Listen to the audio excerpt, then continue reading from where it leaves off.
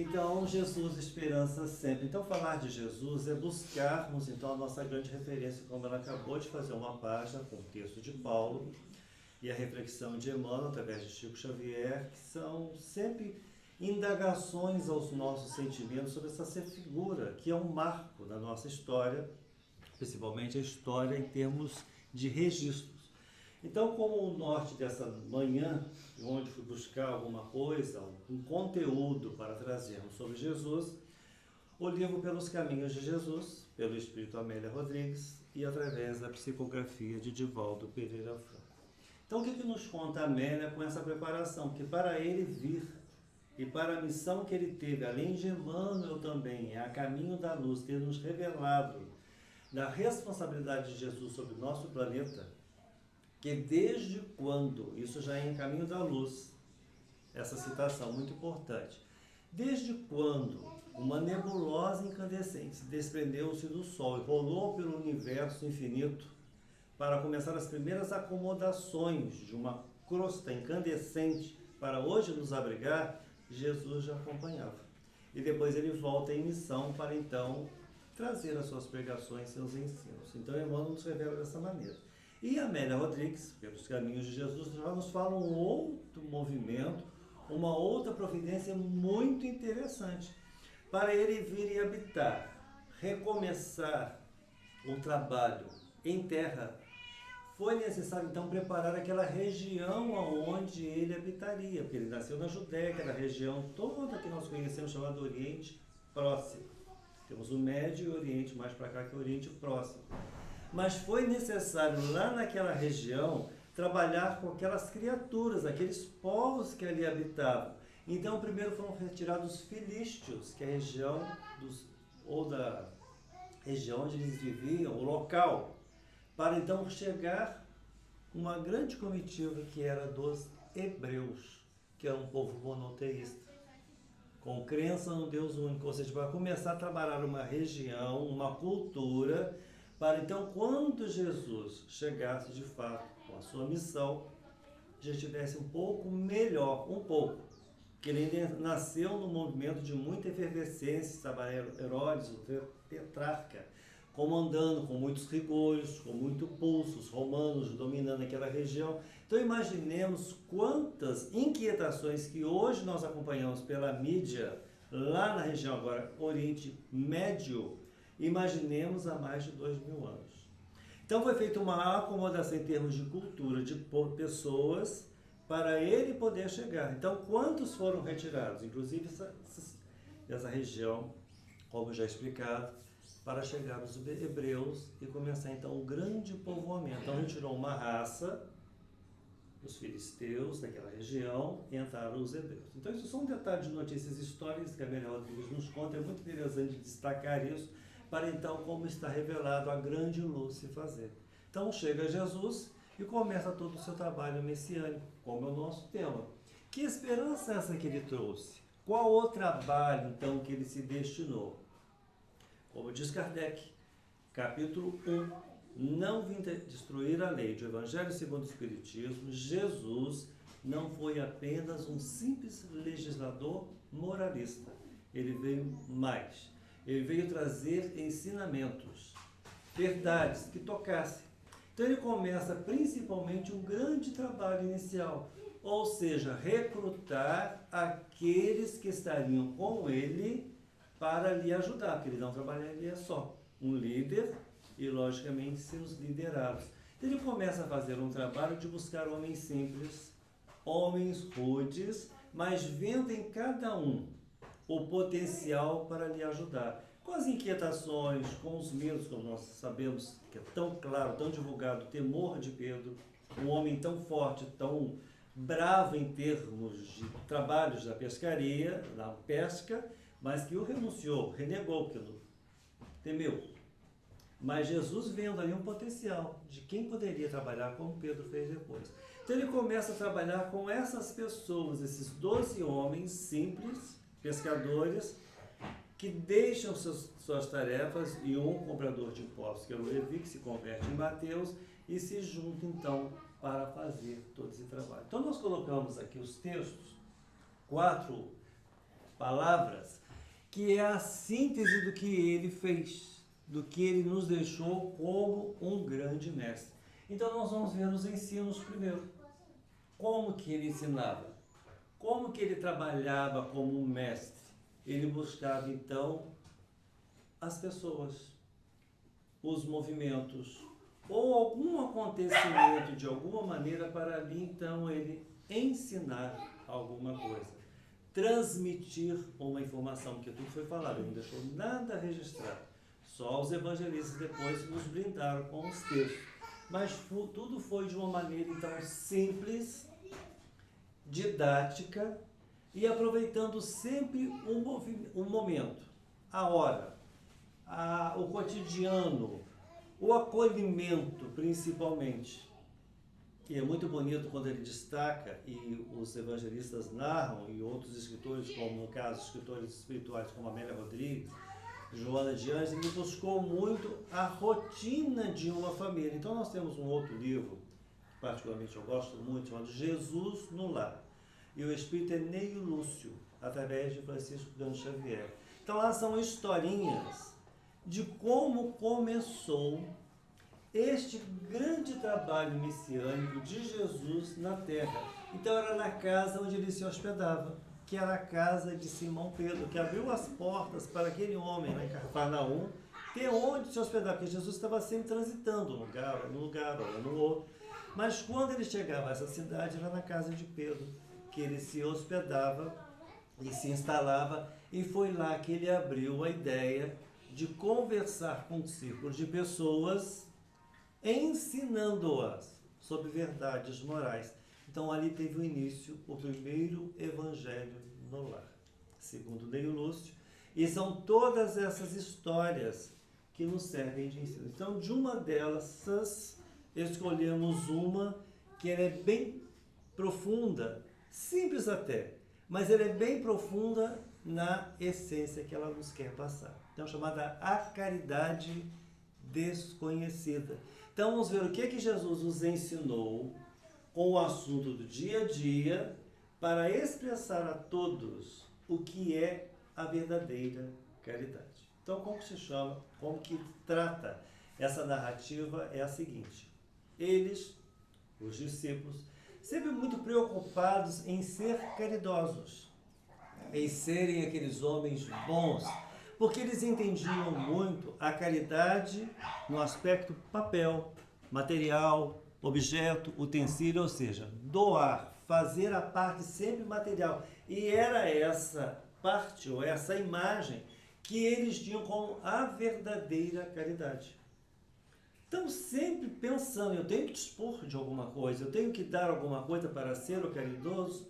Então, Jesus abre, então, aquela conversa com esse ensino que nós vamos transmitir de uma maneira resumida. Como que seria essa caridade? Então, Jesus cita um homem muito simples, muito pobre, sem recurso algum, que tinha por hábito ser a estação terminal de qualquer injúria, maledicência ou, no popular, o disse-me-disse. Tudo que lhe traziam, ali acabava. Se alguém o contrariasse, ele não revidava. Então ele era sempre aquele que ouvia, não levava adiante. Se era insultado, guardava. E mais, ele tinha por hábito pensar muito nas pessoas. Então ele tirava galhos dos caminhos, pedras das estradas, obstáculos que dificultasse alguém. Então ele sempre pensava que alguém precisaria, alguém necessitaria ou passar por ali, ou aquilo poderia até mesmo atravancar passagens, ou pessoas, ou animais. Ele sempre pensava no próximo. Um dia esse homem desencarnou e retorna ao plano espiritual com um pesar. Eu tão pobre, mas tão pobre não pude servir. Para nós vermos como esse conceito de caridade era sempre muito voltado. Eu tenho que ter a matéria, eu tenho que dispor de algum bem. E aí Jesus continua explicando. Porque ele chegou muito pensativo no plano espiritual, que ele não havia feito nada tão miserável. Ele nunca pôde ajudar as pessoas materialmente. E nisso então vêm os emissários dos planos superiores, condecoraram com uma auréola de luz, e ele não entendeu aquilo tudo, mas eu, sendo homenageado, sim. Você fez a verdadeira caridade, a mais abrangente, que é a moral. Então ele estava nimbado com uma coroa de luz, coroa iluminada, para ascender então a planos mais elevados, porque ele havia feito a verdadeira caridade. Ele escutava, não levava adiante. Ele era insultado, ele guardava o insulto. Ele pensava no próximo em termos do que ele poderia servir, sendo que não tinha o que dispor, mas ele poderia servir de uma certa maneira, tirar os obstáculos, limpar, resolver para o outro. Então é um grande ensino, porque nós hoje muito preocupados com essa parte material, com as nossas caridades, com as nossas formas de distribuir, de ajudar, e muitas das vezes até mesmo o silêncio é uma caridade quando nós estamos fazendo. Então um dos ensinos tão bonitos na casa de Simão Pedro, que nem o Lúcio nos brindou, chamado A Caridade Desconhecida. Então um dos ensinos de Jesus. Pregações. Então ele utilizava ou as aldeias, ou na barca de Pedro, ou em algum lugar que ele estaria passando para pregar, sempre com fundo moral. 99% das vezes ele estava com algum recado, alguma apreensão das pessoas. E para isso ele utilizou um método didático muito comum, muito prático, que é a alegoria ou a parábola, a linguagem figurada. Porque falando a pessoas lá há mais de 2000 anos, elas não entenderiam. Hoje já nos é difícil. Uma leitura de uma página de Pão Nosso, reflexionando sobre fazer a sua parte, levar adiante, nós ficamos pensando, imaginemos outros pensamentos em tantos séculos atrás. Então era necessário trazer a alegoria, a figura, para as pessoas pelo menos se ligarem, tá? Entendi. Joio e o trigo, tá? Na plantação todo mundo entende, todo mundo via, todo mundo observava aquela cultura, que vinha o trigo e o joio juntinho, agarradinho, e tinha que deixar florescer para não atrapalhar o outro. Depois, com muito cuidado, como a Elzinha está fazendo hoje de manhã, retirando a folhinha do algodão que ela trouxe para tirar a semente lá de dentro. Imaginemos a cultura do trigo. E uma erva juntinha, tem que deixar seguir para depois retirar aquilo que não serve e ficar aquela que teria valor. Ou seja, aquilo que nós trazemos de bom. É a parábola do joio e do trigo. O que é mal, eu retiro. O que é bom, me guarnece, fica comigo para me ajudar. Então, sempre na parábola ou nas parábolas, para levar as pessoas um despertar, um esclarecimento, a meditar sobre aquilo que ele estava falando. Então, ele utilizou diversas vezes esse método didático, com a figura. E com a figura, isso eternizada, e os discípulos divulgaram, e nós temos um livro maravilhoso de Caiba Schutel chamado Parábolas e Ensinos de Jesus. Hoje outros livros, outros autores, mas na minha concepção é um mar. Para mim foi um dos primeiros livros espíritas que eu li há mais de 30 anos atrás, onde Caiba trabalhou cada parábola de Jesus, explicando mais ao nosso alcance, porque muitas ficam subentendidas. Qual é a questão? O que ele quis dizer com isto? Qual é o sentido maior dessa parábola? Todas com verdades superiores, todas com fundo moral. Esse era o seu trabalho com as pregações. Diálogos.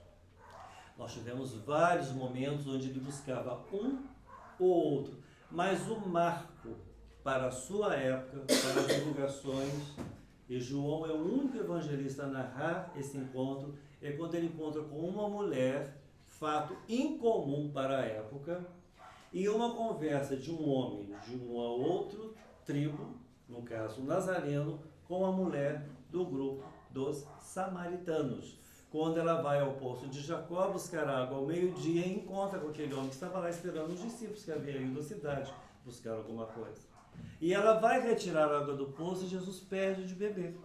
E ela indaga, mas como tu, um nazareno, um judeu, aliás, vem conversar comigo, sou da Samaria, ou uma mulher samaritana. E ele pedia água a ela.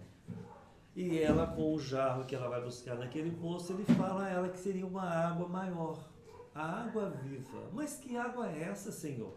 É uma água que você nunca mais terá sede, ou seja, ensinamento.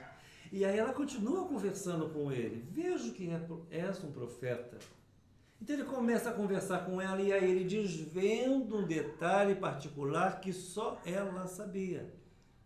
Porque ela não estava vivendo com o marido dela, e sim com um outro. E Jesus desvenda aquele detalhe. Então ela, vendo que aquele homem a conhecia profundamente, resolve então buscar os samaritanos lá da aldeia para ficar com aquele homem. Jesus ficou 2 dias com os samaritanos, passando ensinamentos. Então era algo que não era comum acontecer, porque eram 2 povos que não se davam muito bem, e que nesse momento de passagem de Jesus por aquela região, na cidade de Sicar, ele vai então trazer a conversa a todo o povo que não tinha até então ligação com o grupo que Jesus frequentava. Mas nós vemos então, nesse momento do diálogo, quanto ensinamento, quanta orientação para não excluir, mas para congregar. E essa congregação, muitas das vezes, a gente é tão difícil nos nossos dias, implicância desse com aquele, aquelas religiões, Irlanda do Norte e a Irlanda, quantas brigas. Agora está um pouco mais acomodado, mas católicos e protestantes não podiam andar no mesmo bairro. Eu acompanhei isso anos pelos noticiários, ficava sempre muito abismado. Agora pararam de falar porque teve uma acomodação, mas não cessou de fato. Mas era uma briga tão intensa que eu não esqueço os bombardeios ou outros problemas mais sérios que sempre destacavam na mídia, principalmente nos telejornais, algum conflito lá naqueles 2 países da Grã-Bretanha, justamente por causa da intolerância religiosa. E ele trazendo isso tudo, mostrando um Deus único, os caminhos são diversos, mas devemos nos respeitar para irmos ao mesmo Pai. E os sermões famosos, que é uma maneira também de trazer mais ao alcance, mas de uma maneira moralizante, mais profunda, com verdades, contextos. Tanto é que as igrejas cristãs têm os seus sermões. No caso aqui, ele traz a essência para todos nós, que é em Mateus, capítulo 5, o Sermão da Montanha, ou Sermão do Monte, onde ele sobe ao monte e fala a todas aquelas pessoas que estavam querendo, então, se consolar. E ele usa várias frases com a palavra felizes ou bem-aventurados.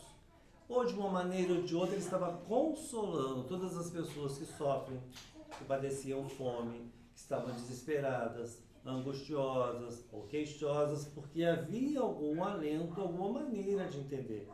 E apenas um sermão, uma pregação, ele continuou explicando, o sermão não se fica só nas bem-aventuranças, ele continua uma série de explicações, para justamente acalmar. E Joana de Anjos nos fala muito bem, uma obra como um todo, um texto muito interessante, que resumidamente é esse que nós vamos explicar. Jesus não falava a pessoas, ele ia além.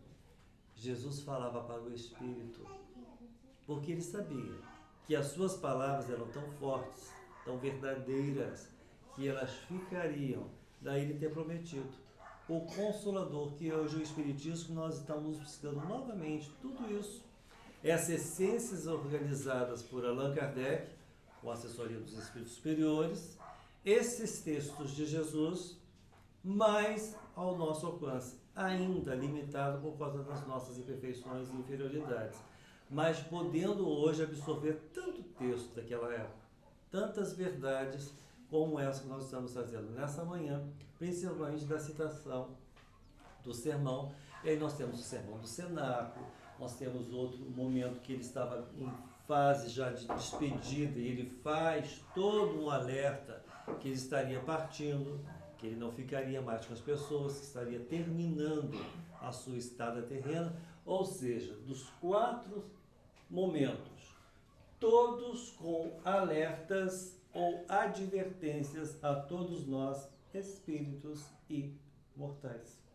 que já estivemos em outros caminhos religiosos, hoje o caminho espírita, hoje nessa vertente que é a mesma, que liga ao Criador, ao Pai, com mais elucidação, com mais explicação, com mais informação que nos toca profundamente. Porque hoje nós estamos num patamar ou num momento que podemos entender. Em outras épocas ouviríamos e não entenderíamos, entraria no ouvido, sairia pelo outro. Hoje vem, nos toca profundamente, nós podemos entender, absorver, analisar, cada um com a sua ótica, perceber e fazer uma comparação. Realmente isso tem a ver, isso me prejudica, ou isso realmente me melhora, isso engrandecerá meu espírito. Em resumo, o estudo, a compreensão. Então, disso tudo, dessa esperança sempre que o Espiritismo nos fornece através de seus relatos, de seus textos, dos capítulos, principalmente do Evangelho segundo o Espiritismo, nós não poderemos esquecer que de todos eles nós vamos eleger um capítulo, que é o capítulo 6 do Cristo Consolador. E lá nas instruções dos Espíritos, apenas o Espírito da Verdade veio e ditou as 4 instruções que Kardec organizou e deixou no capítulo 6 do Cristo Consolador. E uma delas, que é o item 7, é um texto maior, mas nós vamos trazer só a primeira parte. Sou o grande médico das almas, e venho trazer-vos o remédio que vos há de curar. Os fracos, os sofredores, os oprimidos, são meus filhos prediletos. Venho salvá-los. Vinde, pois, a mim todos vós que sofreis, e sereis aliviados e consolados. Deus dirige um supremo apelo aos vossos corações por meio do Espiritismo. Escutai-o. Vamos parar aí. Isto é o suficiente para nós entendermos que é o Espírito de verdade, que é essa pleiade de espíritos puros, da qual Jesus faz parte, que venha nos informar que está com o Espiritismo essa mensagem, ou essa missão redentora de renovação de almas.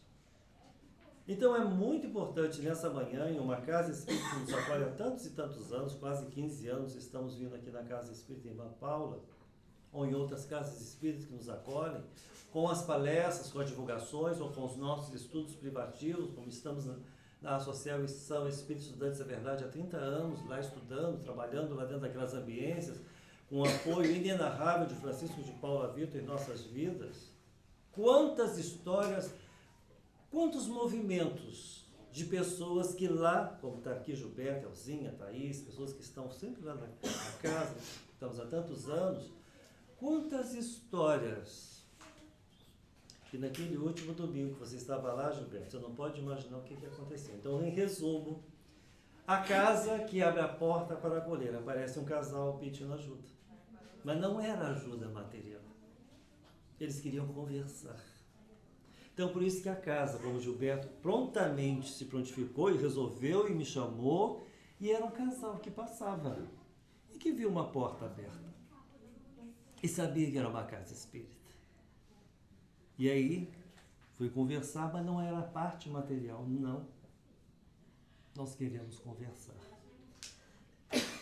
Não sabemos o problema, mas era alguma agonia, porque a moça estava com lágrimas nos olhos. Aí conversa, informamos o dia do atendimento fraterno, mas ela falou, mas nós queremos ficar. E foi tão bonito, porque eles nunca haviam entrado lá. Estavam passando pela rua, viram a Associação Espíritos Estudantes da Verdade. Mas a dor, ou a apreensão, ou o problema devia ser muito forte. Queremos falar. E aí foi informado com o dia do atendimento fraterno. Aí foi oferecido deixar o pequenininho que estava com eles, com o casal, na evangelização. E imediatamente a criança foi acolhida. No final tivemos a notícia, a criança ficou muito bem durante todo o tempo. Nunca tinha entrado na casa espírita. E o casal subiu para a palestra. E qual era o tema que a palestra estava lá naquele dia? daquela palestra. Eu e o Pai somos um. Jesus não veio se dizer Deus, mas veio se mostrar em missão de nos ajudar, amando do Pai. Um filho mais, digamos assim, aprimorado desse mesmo Pai, que tem condição de nos dar a mão. Vem cá, eu vou te ajudar. Como ajudou, nesse caso particular, a um casal que a princípio precisava chegar a uma casa espírita. Por isso esse texto, capítulo 6, é tão profundo e tão bonito. Deus dirige o supremo apelo aos vossos corações por meio do Espiritismo. Escutai, quantas almas aliviadas, quantas pessoas socorridas, quantas pessoas abrigadas apenas na parte material das casas, que têm seus assistidos, são socorridos ou ajudados materialmente, ou com a cesta básica, ou com passe, com água fluidificada, com a conversa, ou com a chegada. O que nós podemos te ajudar? Qual é o seu problema? E a maioria é problema moral ou espiritual. Minha amiga ontem, conversando comigo, como aumentou o atendimento fraterno. Isso não é só essa minha amiga que me conta. Eu tenho outras amigas de várias casas espíritas que estão com o mesmo relato ultimamente. Rony tem aumentado o número de pessoas intencionadas, infelizmente, pelo suicídio. Você não pode imaginar como aumentou aqui nessa ou na outra, que nós estamos sabendo, mas essa no caso de ontem, a conversa de ontem, mais recente, como aumentou o número do atendimento fraterno na nossa casa espírita. Então o momento não está fácil. Então muitas das vezes é Jesus, com seus textos, que o Espiritismo nos traz hoje de volta, mais ao nosso alcance, para acalmar. E acalmar a dor desse irmão que bate a porta de uma casa espírita, desesperançoso, e até mesmo com uma alternativa de eliminar a própria existência. Então chega, escuta, acalma, muitos levam uma mensagem para casa, voltam na semana seguinte, é convidado a continuar no atendimento fraterno, ou na sequência, como lá no Centro Espírita Caminho da Luz, nós temos lá a terapia através do Evangelho. São 8 semanas. E a pessoa vendo necessidade, ela renova por mais 8 semanas, ela passa num tratamento espiritual, ouvindo palestra, recebendo passe. Isso é exemplo de uma outra casa espírita e outras fazendo o trabalho que é para acalmar, levando a esperança sempre. Então é Jesus de volta conosco, nos mostrando principalmente qual a melhor forma. Então por isso que Joana alerta, Jesus falava para espíritos, todos nós. Porque hoje nos toca mais profundamente, entendemos com mais intenção, insistimos conosco em buscar, em ler, pegar a obra espírita, esmiuçar mais um assunto. É muito comum uma fala no nosso meio espírita, Gilmar vai ter certeza disso, todos que frequentam aqui, Gilberto, Thaís, Elzinho, todos de uma maneira geral. Quando nós lemos de novo a mesma página, muitas das vezes nós vamos vê-la de uma outra maneira. Nós lemos há anos atrás este livro, nós vamos relê-lo. Quanta coisa que nós vamos agora entender com uma nova ótica. O próprio Evangelho segundo o Espiritismo, nós lemos tempos atrás, lá no estudo, muito tempo atrás. Aí vem novamente, ou aquele mesmo tempo, para uma palestra, ou um estudo, e nós vamos ouvir de novo, ou reler. Nós vamos sempre encontrar mais informações, mais verdades, nos tocam até mesmo uma palavra, ou uma frase que lá está, que é verdadeira, que é profunda, e pela vivência, pelo amadurecimento natural das pessoas, nós vamos vendo que aí quanta verdade, quanta instrução que está ali naquele texto deixado, organizado para nós por algum escritor ou pelo grupo de Allan Kardec, principalmente as obras básicas.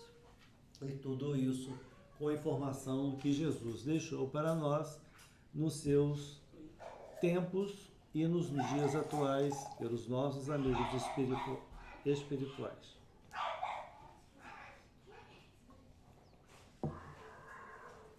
Então, de todos esses exemplos, nós trouxemos então uma história para começar a fazer o nosso fechamento, que ela é muito profunda. Então, eu não vou ler, mas vou só pedir permissão para citar o título. E mais adiante nós vamos buscar o próprio texto por causa da essência. É de uma beleza, é de uma poesia. E a Amélia Rodrigues, de onde nós guardamos assim uma admiração muito grande por ter sido uma poetisa e uma professora lá na Bahia, e se juntou à equipe de Joana de Anjos. Então é um espírito que tem uma bagagem para narrar épocas, detalhes históricos, geográficos, sociais. Então a Amélia Rodrigues é aquele espírito que vai lá naquela época e traz minúcias para nós entendermos o que aconteceu. Então esse caso agora chamado, a lição se chama O Anjo da Misericórdia.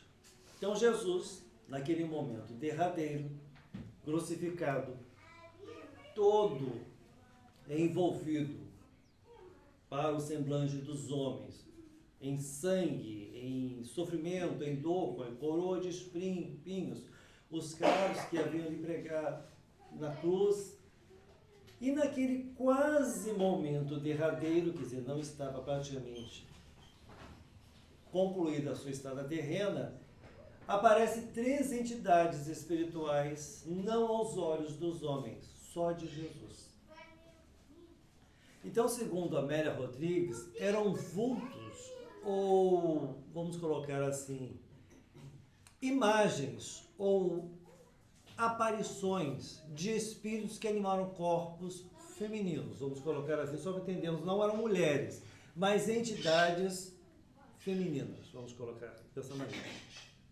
A primeira vem a Jesus e se desculpa com ele, dizendo que tentou de todas as maneiras dissuadir Pedro de temê-lo, que envolveu Pedro de todas as formas, encorajando aquele homem que era tão forte, tão destemido.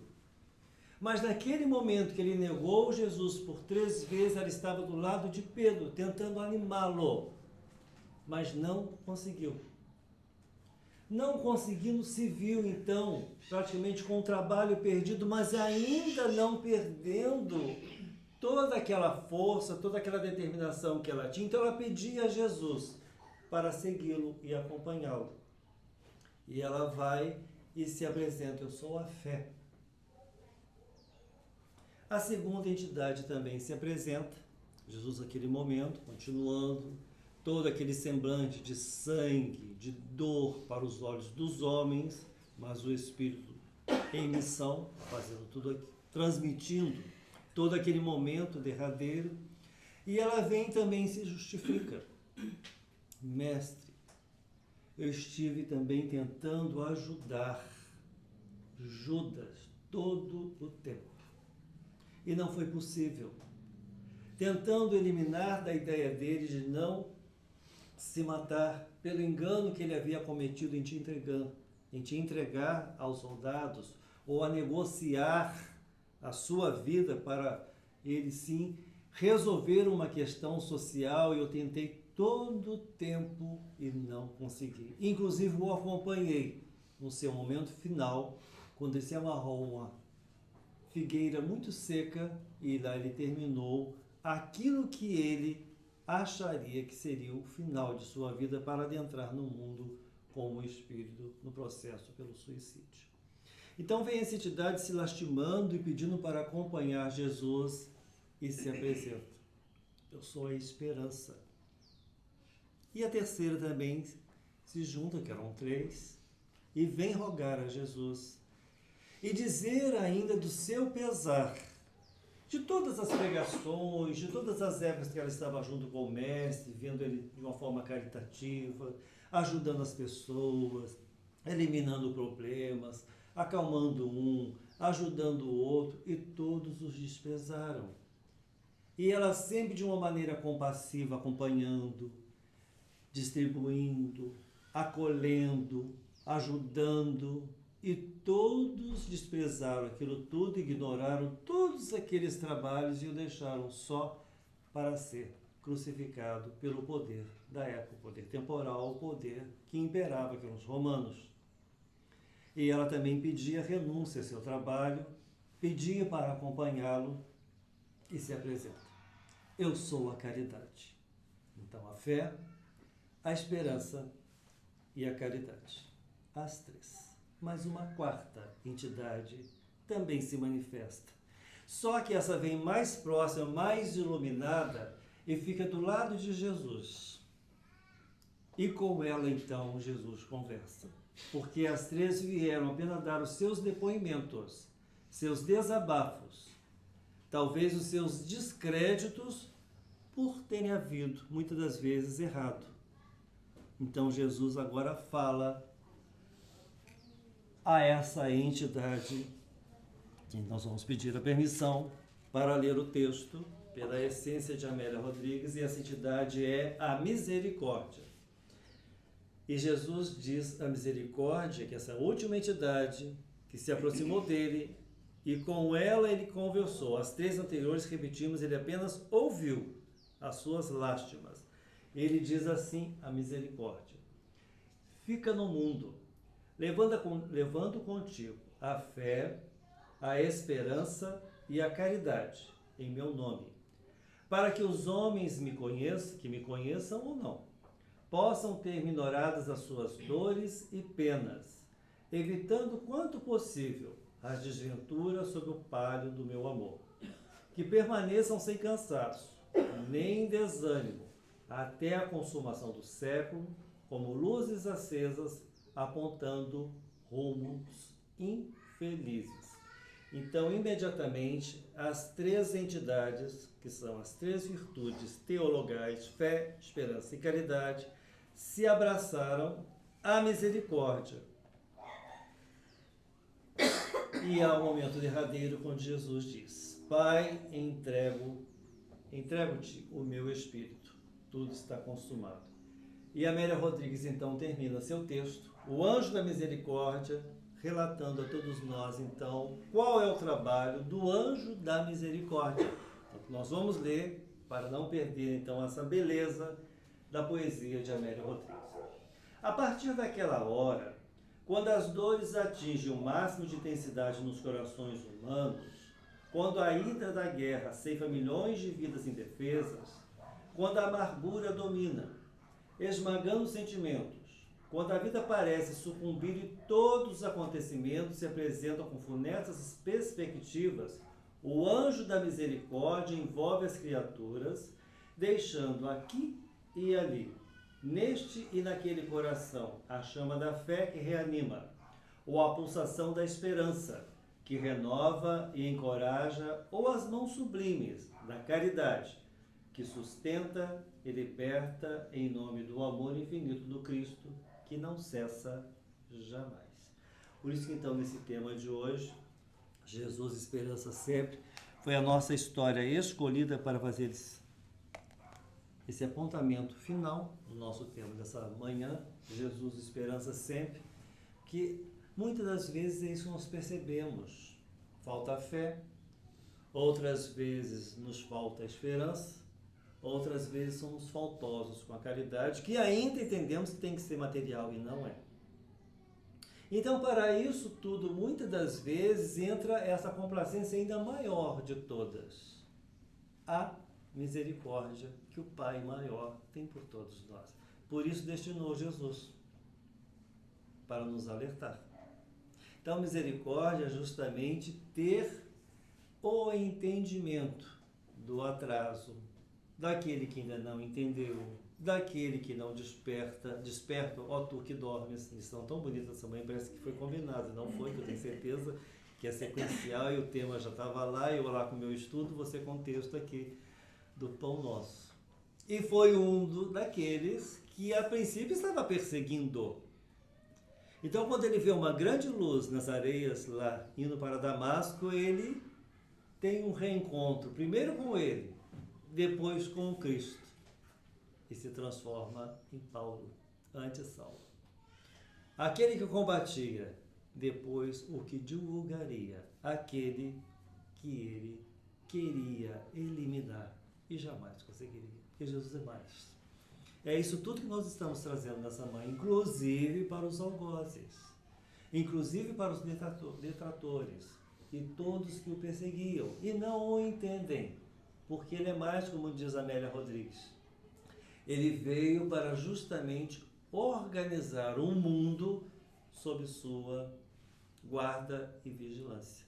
Então, apesar dos nossos atrasos, das dificuldades, nós estamos acompanhando tanta efervescência, tantas rupturas, tantos problemas gravíssimos. E é uma fala muito bonita, uma frase muito divulgada no meio espírita. Jesus continua no leme. E aqui embaixo as criaturas encarnadas e as desencarnadas em polvorosa, em dificuldades, querendo entender ou se aprumar ou se nortear, e muitas das vezes se perdendo. E ele, de uma maneira misericordiosa, aguardando a cada um de nós. Por isso, então, ele destinou mensageiros. Por isso que ao longo dos séculos nós vemos figuras luminosas relembrando Jesus. Então nós vamos buscar desde a época dele, os próprios mártires são os primeiros cristãos que morriam cantando por um nome que as pessoas, meu Deus, eles estão morrendo um pouquinho. Por Jesus, sim, eles acreditavam profundamente. Missionários desde aquela vez. Vem na Idade Média, vem Francisco Bernardone, ou Francisco de Assis, acender uma luz no meio daquela escuridão de conhecimento, de ignorância, relembrando Jesus. Não foi o suficiente. Passa mais um tempo um outro missionário, que é o nosso codificador, Allan Kardec. Vem acender de uma maneira registrada, para ficar então agora o texto, que é o Espiritismo. O divulgador ou o organizador desses textos que hoje nós usufruímos. E não parou, continuam mensageiros missionários a vivenciar Jesus e a nos trazer suas verdades, seus ensinos, a esperança sempre. Então é com Alta de Souza que nós vamos terminar essa manhã, uma poesia simples, mas de uma profundidade que nós vamos analisar e ver que é um convite, como ela talvez tenha necessitado desse convite para ela própria, porque a Alta de Souza sofreu muito, viveu apenas 24 anos, lá no início do século XX, desencarnou tuberculosa, com uma série de dificuldades familiares, órfã, sem ninguém, apenas a dor em sua vida.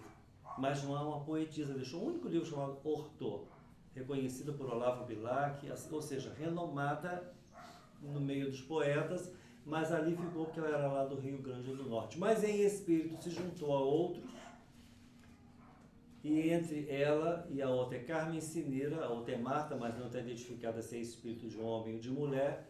As duas poetisas e os poetas nos brindaram com Parnaso de Além Túmulo. E essa poesia de Alta de Souza se chama Carta Íntima. E é um convite para todos nós nessa manhã.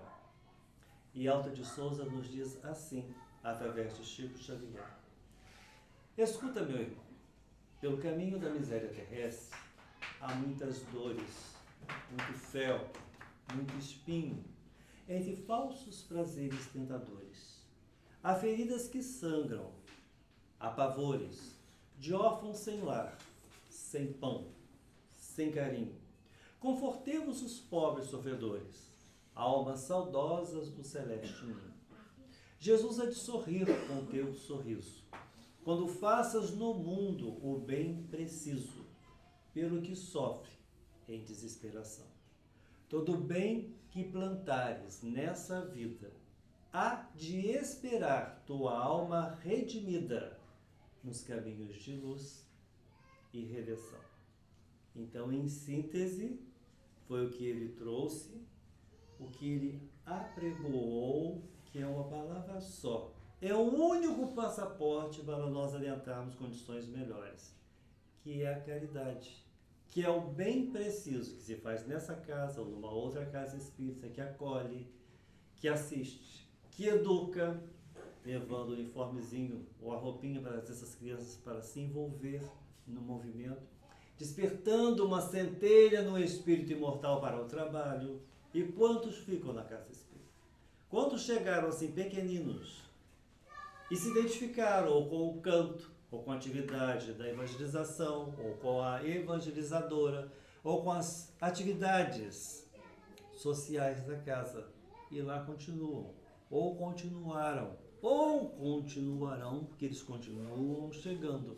É essa renovação, então, que nós estamos terminando essa manhã na Casa Espírita Irmã Paula, com o nosso agradecimento à nossa amiga Maria Elza de Oliveira Costa, esses anos todos, de Associação Espíritos da Verdade, que nos dá essa oportunidade de vir trazer o Evangelho de Jesus, e agradecidos, acima de tudo, a esse grande mestre, que conta conosco, que nos dá uma incumbência, uma tarefa, sempre ao nosso alcance, não esqueçamos, sempre que podemos retribuir ou fazer, nada além, nada aquém, sempre no ponto ou no momento exato daquilo que nós podemos contribuir. Então, a todos os presentes, muita paz.